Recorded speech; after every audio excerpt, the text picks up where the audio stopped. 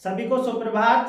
स्वागत है आपका अपने चैनल विजेंद्र स्टडी पॉइंट में। इससे पीछे की वीडियो में मैंने आपको रस से संबंधित महत्वपूर्ण जानकारियां दी थी।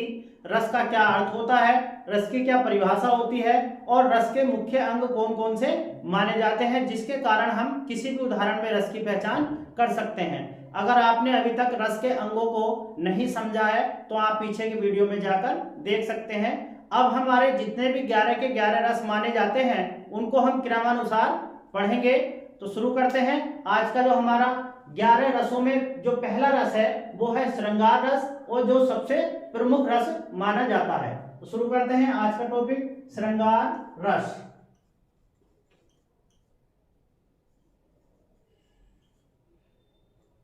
श्रृंगार रस, पहले हम श्रृंगार रस से संबंधित जो महत्वपूर्ण बातें हैं वो उनको जानेंगे। फिर श्रृंगार रस को हम उदाहरण सहित आपको पूरी तरह मैं आपको उदाहरण देकर श्रृंगार रस को समझाऊंगा। देखते हैं श्रृंगार की व्युत्पत्ति श्रृंग धातु से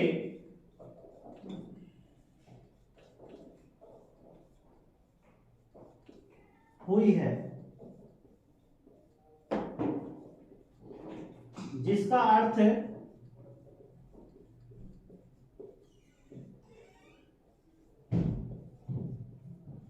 होता है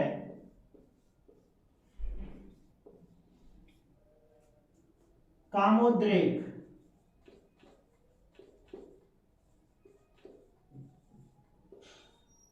जिसका अर्थ होता है कामोद्रेक। अब यहां से हमारे दो तरह के क्वेश्चन बन जाते हैं कि श्रृंगार की जो व्युत्पत्ति है वो किस धातु से मानी जाती है। तो वो कौन सी धातु है, हमारी श्रृंग धातु से श्रृंगार की व्युत्पत्ति मानी जाती है। और जो इसका अर्थ है वो है कामोद्रेक। अब हम कहते हैं श्रृंग धातु का अर्थ क्या होता है, तो आप बताएंगे कामोद्रेक। ये थी इससे महत्वपूर्ण जानकारी। अब महत्वपूर्ण जानकारी नंबर देखते हैं 2। श्रृंगार रस को रसराज कहा जाता है।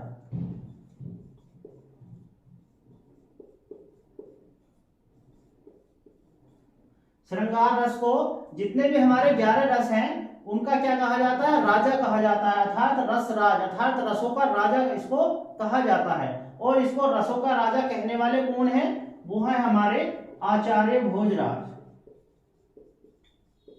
आचार्य भोजराज ने श्रृंगार रस को रसराज की संज्ञा प्रदान की है। तो ये भी एक बहुत ही महत्वपूर्ण क्वेश्चन है और सभी प्रतियोगी परीक्षाओं में ये पूछा भी जा सकता है कि किस रस को रसराज कहा जाता है और श्रृंगार रस को रसराज किसने कहा। तो वो है हमारे आचार्य भोजराज। अब हम देखते हैं श्रृंगार रस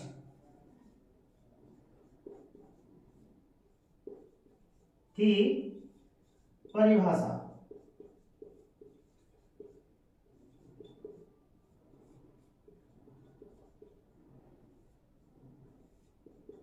श्रृंगार रस की जो परिभाषा है वो क्या होती है, नायक नायिका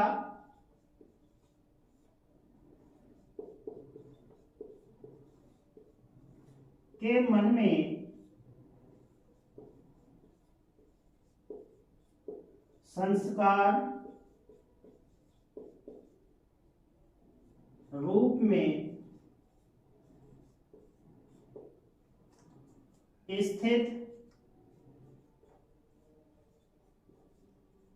रति या प्रेम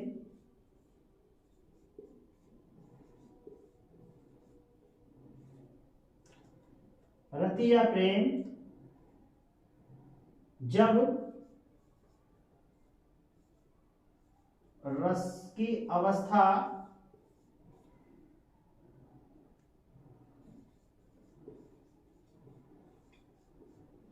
को पहुंचकर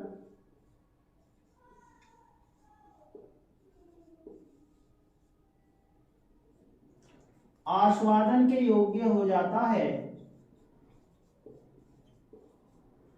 आस्वादन के योग्य हो जाता है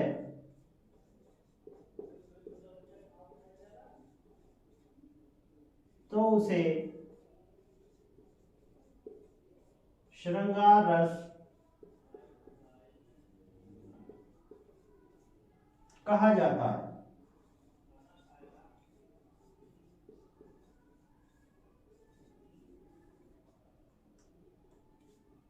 और इसका जो स्थायी भाव होता है वो क्या होता है, रति या प्रेम। मैंने लिख दिया है यहाँ पर संस्कार रूप में स्थित रति या प्रेम, और रति का जो अर्थ होता है वो होता है हमारा प्रेम। अब इसकी जो परिभाषा है वो मैंने बहुत ही आसान शब्दावली में लिखी है, जिससे सभी स्टूडेंट्सों को याद ये आसानी से हो जाए। नायक नायिका के मन में संस्कार रूप में स्थित रति या प्रेम जब रस की अवस्था को पहुंचकर आस्वादन के योग्य हो जाता है तो उसे श्रृंगार रस कहा जाता है। आस्वादन का मतलब होता है यानी जिसका जो स्वाद आए अर्थात जो चखा जाए। अब हम देखते हैं श्रृंगार रस के प्रकार। श्रृंगार रस के प्रकार।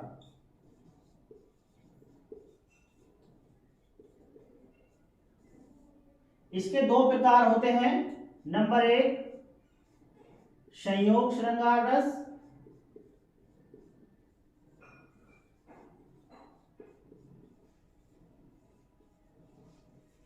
और नंबर 2 वियोग श्रृंगार रस।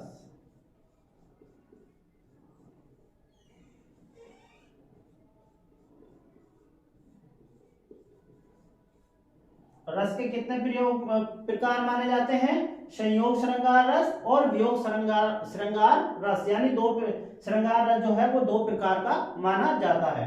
जहां पर नायक नायिका या पति और पत्नी के संयोग अर्थात मिलन का वर्णन हो उसे संयोग श्रृंगार रस कहा जाता है, और जहां पर नायक नायिका और पति पत्नी के वियोग का वर्णन हो वहां उसे वियोग श्रृंगार रस कहा जाता है। अब हम इन दोनों रसों को उदाहरण सहित और पूरा स्पष्ट करके समझेंगे। तो देखते हैं संयोग श्रृंगार रस।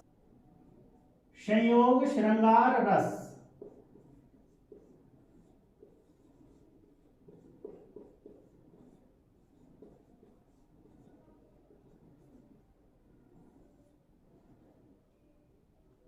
संयोग काल में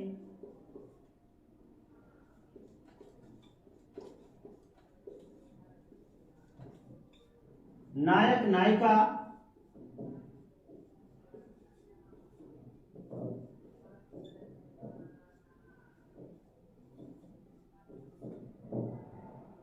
संयोग काल में नायक नायिका के पारस्परिक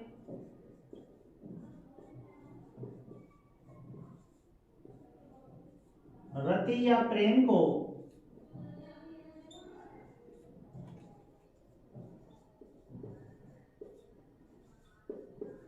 संयोग श्रृंगार रस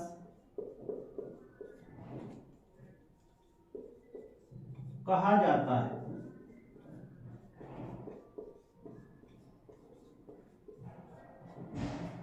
संयोग का अर्थ होता है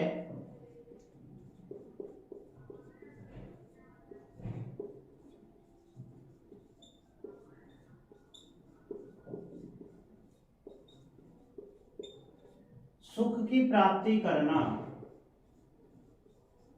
सुख की प्राप्ति करना। यह है हमारा संयोग श्रृंगार रस। संयोग काल में अर्थात मिलन वाली अवस्था में नायक नायिका के पारस्परिक माने आपसी रति या प्रेम, रति का मतलब क्या होता है प्रेम, को संयोग श्रृंगार रस कहा जाता है। अर्थात इससे भी अगर आपको आसान लैंग्वेज में समझना है, आसान भाषा में आपको समझना है, तो आप इतना समझ लीजिए कि जिस स्थिति में नायक नायिका पति पत्नी के पारस्परिक मिलन का वर्णन हो वहां पर संयोग श्रृंगार रस होता है। अब हम देखते हैं इसका उदाहरण।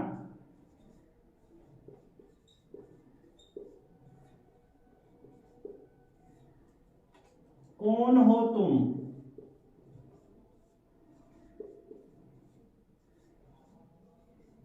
वसंत के दूत,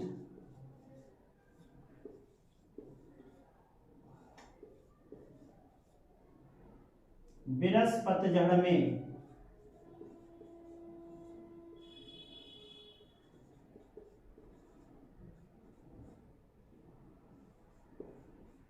अति सुकुमार।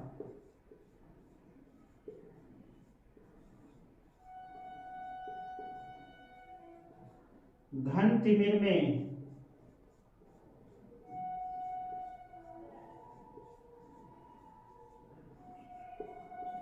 चपला की रेख।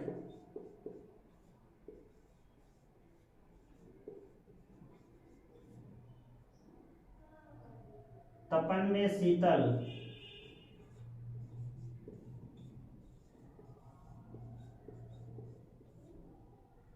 मंद बयार।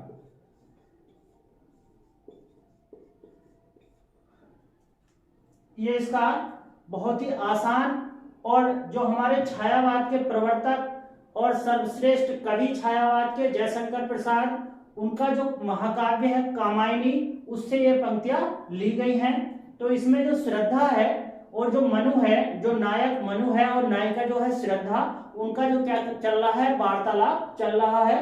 और मनु क्या है, एकांत प्रदेश में एक जगह चुपचाप बैठे हुए हैं। तो अचानक वहां पर कौन पहुंचती है, श्रद्धा पहुंचती है। और श्रद्धा उनसे क्या पूछ रही है, कौन हो तुम वसंत के दूत, के इस वसंत का आगमन लेकर आने वाले तुम कौन हो।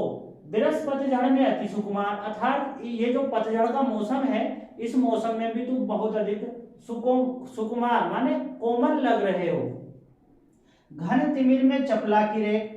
अच्छा, घन माने क्या होते हैं, बादल, और तिमिर माने क्या होता है, अंधकार, और चपला माने क्या होती है, बिजली। अर्थात इस घोर अंधकार में भी तुम एक चांदनी की किरण बिजली जैसी दिखाई दे रहे हो। तपन में शीतल मंद बयार, और उस समय जो शीतल और मंद पवन है वो प्रवाहित हो रही है। तो हम इसको पूरा स्पष्ट करके आपको बताएंगे कि इसमें कैसे संयोग श्रृंगार रस कैसे है। तो देखते हैं इसका स्पष्टीकरण।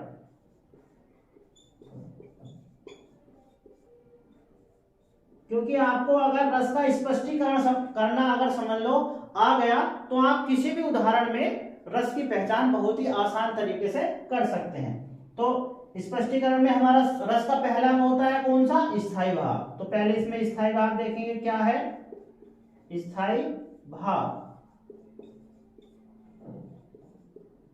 अब श्रृंगार रस चाहे संयोग हो या वियोग हो, दोनों का स्थायी भाव क्या होता है, रति या प्रेम। क्या होता है, रति या प्रेम। अब हमारा दूसरा जो रस का अंग होता है वो होता है हमारा विवाह।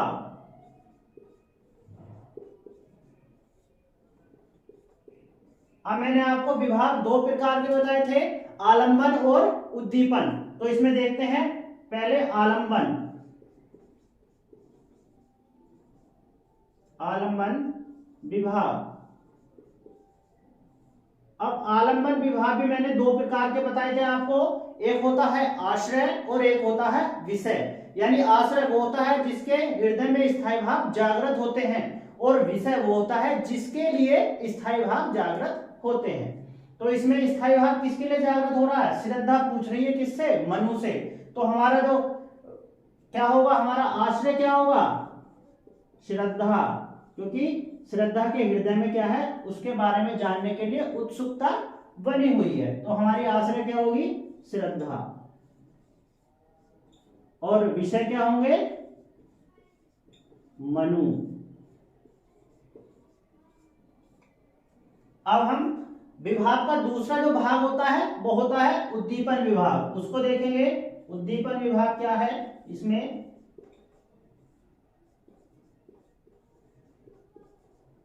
उद्दीपन विभाग।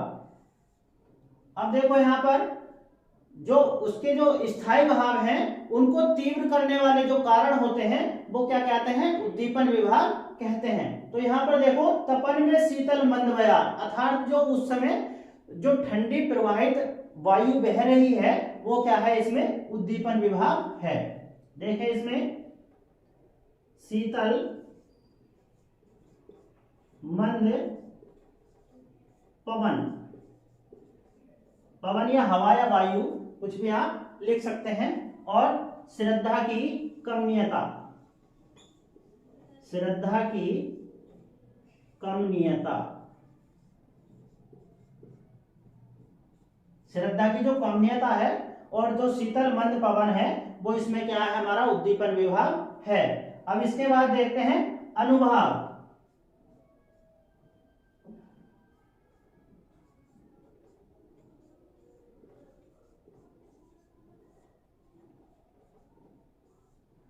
जब वो उसके बारे में पूछ लेती है तो उसके हृदय को क्या मिलता है, शांति मिलती है। तो वो अनुभाव हमारा क्या होगा, उसके हृदय में शांति का मिलना, हृदय में शांति मिलना। और नंबर 4 देखेंगे हम संचारी भाव।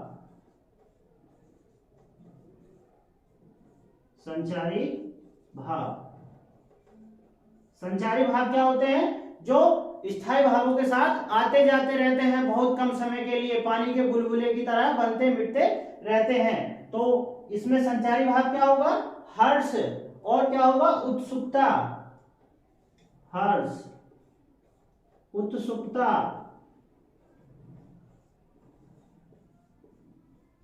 क्योंकि जो श्रद्धा है वो मनु के बारे में जानने के लिए क्या है, उसके बाद जीवन के बारे में जानने के लिए क्या है, उत्सुक है, लालायित है।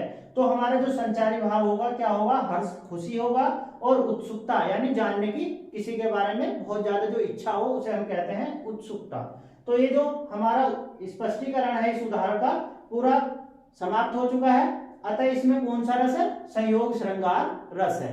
अब हम देखते हैं श्रृंगार रस का दूसरा भाग, वियोग श्रृंगार रस। प्रकार जो है हमारा वियोग श्रृंगार रस, वियोग श्रृंगार रस।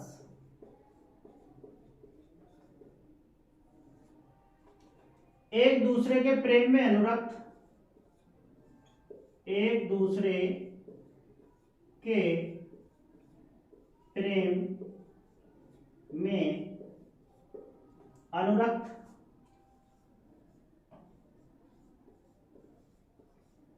नायक नायिका, नायक नायिका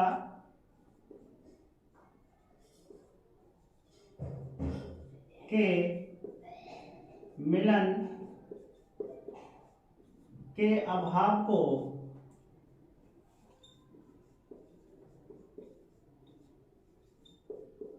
वियोग श्रृंगार रस कहा जाता है।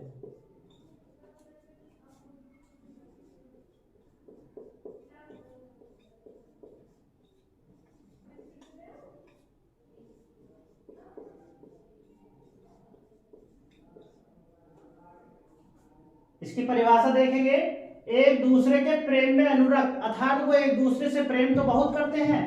नायक नायिका, मिलन के अभाव, अभाव माने होता है कमी, यहाँ जहां पर आसान लैंग्वेज में आप ये समझ लीजिए कि जहां पर नायक और नायिका या पति और पत्नी के बीच जो प्रेम है वो तो क्या बहुत प्रगाढ़ हो, गहरा हो, लेकिन उनमें आपस में क्या ना हो, मिलन ना हो, तो वहां पर क्या होता है, हमारा वियोग श्रृंगार रस होता है। लेकिन वियोग श्रृंगार रस में जब नायक नायिका पति पत्नी बिछुड़ते हैं तो भविष्य में उनके मिलने की भी आशा बंधी रहती है।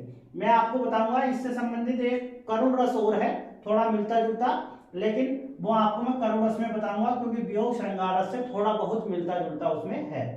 तो इसका जो उदाहरण देखते हैं हम,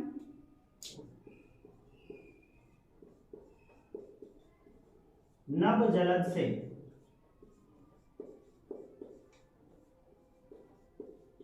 कंज से नेत्र वाले, कंज से नेत्र वाले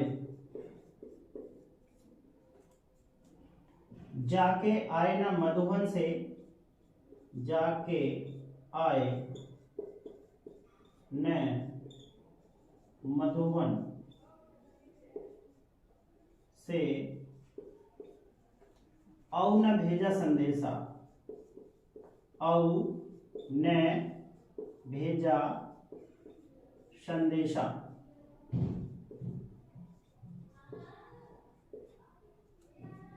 मैं रो रो कर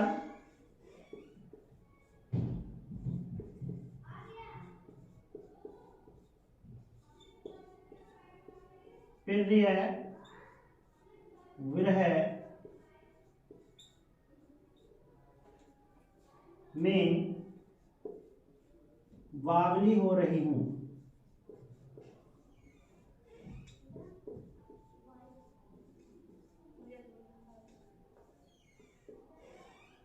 मैं प्रिय विरह में रो रो कर बावली हो रही हूं, जाके मेरी सब दुख कथा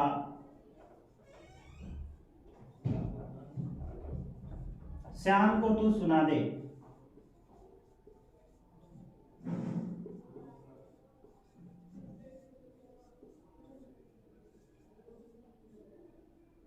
श्याम को तू सुना दे, यहां पर तू और आएगा, श्याम को तू सुना दे। अब ये जो पंक्ति है अयोध्या सिंह उपाध्याय हरिओद की प्रिय प्रवास जो महाकाव्य है उससे ली गई है। तो इसमें जो पवन दूतिका ये जो खंड है प्रिय प्रवास का पवन दूतिका, उससे ये पंक्तियां ली गई हैं। तो इसमें जो राधा है उसका वर्णन पवन को माध्यम बनाकर किसके पास भेजना चाहती है, अपना दूत बनाकर श्री कृष्ण के पास भेजना चाहती है, क्योंकि वो उसके वियोग में क्या है, दुखी है। तो वो क्या कह रही है कि मेरे प्यारे माने प्रिय, नभ नभ माने नए, जलद माने बादल, और कंज माने कमल, और नेत्र माने आंख। यानी जो मेरे प्रिय हैं अर्थात श्याम है वो नए बादलों के समान, और कंज माने होता कमल, और कमल के समान आंखों वाले। जाके आए ना मधुवन, मधुवन का मतलब वैसे तो बाग या बगीचे से होता है, लेकिन यहाँ पर मधुवन का जो मतलब है, अर्थ है, वो है मथुरा। तो यहाँ पर जाके आए ना मधुवन से अर्थात जब से वो मथुरा गए हैं लौट कर नहीं आए हैं। और ना भेजा संदेशा, और ना ही उन्होंने कोई मुझे संदेश भेजा है। मैं रो रो कर प्रिय विरह में बावली हो रही हूँ, अर्थात मैं उनके वियोग के दुख में रो रो कर क्या हो रही हूँ, पागल हो रही हूँ। जाके मेरी सब दुख कथा श्याम को तू सुना दे, कि हे पवन तू मेरे जो सारा दुख है वो जाकर श्री कृष्ण को सुना दे। तो इसमें क्या है, देखो रोना, विरह, विरह माने क्या होता है, वियोग, और प्रिय के विरह में कौन रो रही है, राधा श्री कृष्ण के लिए। तो यहाँ पर सीधा सीधा वियोग श्रृंगार रस यहाँ पर है। देखते हैं इसका स्पष्टीकरण।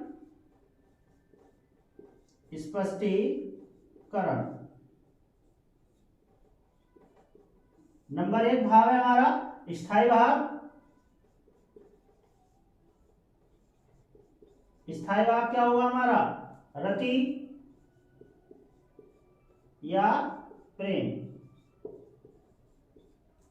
अब देखते हैं नंबर 2 विभाव।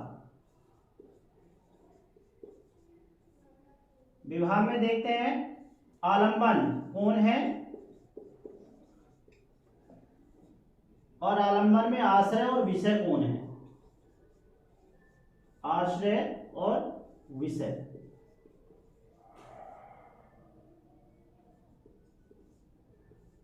आश्रय और विषय। तो आश्रय वियोग में कौन दुखी है, किसके लिए दुखी है, श्री कृष्ण के लिए दुखी है राधा। तो राधा हमारी क्या होंगी, आश्रय होंगी। और किसके वियोग में दुखी है, अर्थात किसके लिए दुखी है, श्री कृष्ण के लिए दुखी है। तो श्री कृष्ण हमारे क्या होंगे, विषय होंगे। अब विभाग का दूसरा भाग उद्दीपन विभाग। उद्दीपन विभाग। अब उद्दीपन विभाग किन्हें कहते हैं, जो स्थायी भावों को और अधिक क्या कर देते हैं, तीव्र कर देते हैं। तो यहां पर देखो उसका जो दुख है वो कैसे बढ़ रहा है, जाके आए ना मधुबन से और ना भेजा संदेशा, यानी वो जब से मथुरा गए हैं लौटकर वापस नहीं आए हैं, और ना ही उन्होंने मुझे कोई संदेशा भेजा है। तो श्री कृष्ण का कोई संदेश न भेजना, श्री कृष्ण का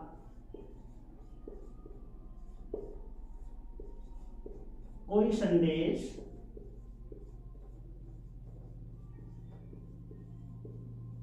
न भेजना, ये क्या है हमारा उद्दीपन विभाग के अंतर्गत इसमें आएगा। अब हम देखते हैं इसमें अनुभाग क्या है।